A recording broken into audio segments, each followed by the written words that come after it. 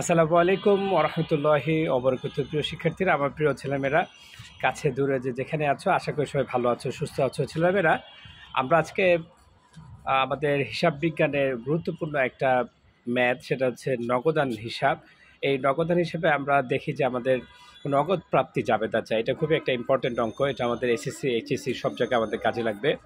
এই নগদ প্রাপ্তি জাবেদায় কোন লেনদেনগুলো অন্তর্ভুক্ত হবে? আমরা অনেকেই কনফিউজ হয়ে যাই।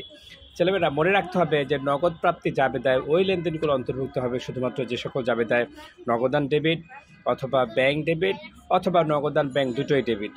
মনে রাখতে হবে নগদান এবং ব্যাংক ক্রেডিট এমন কোনো এন্ট্রি এখানে আইসাভুক্ত হবে না।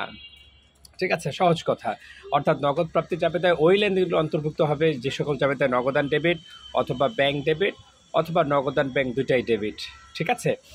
আর ছকটা কীরকম হবে? তারিখ, ক্রেডিট হিসাব খাতসমূহ, সূত্র, নগদ প্রত্যবার্তা ডেবিট, বিক্রয় দেনাদার অন্যান্য ক্রেডিট।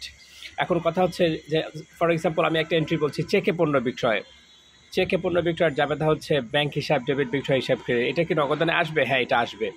এখন এটা তো আমাদের ব্যাংক ডেবিট, কিন্তু আমাদের তো ব্যাংকের কোনো ঘর নাই। ব্যাংকের টাকা কোথায় যাবে? ব্যাংকের টাকা নগদের ঘরে যাবে। কথা বুঝতে পেরেছি কিনা বলো? তার অর্থাৎ ছেলেমেয়েরা, আমাদের এই নগদ প্রাপ্তি জাবেদায় নগদের জায়গায় যদি ব্যাংক আসে তাহলে সেটা ব্যাংকের টাকাটা নগদের মধ্যে বসে যাবে।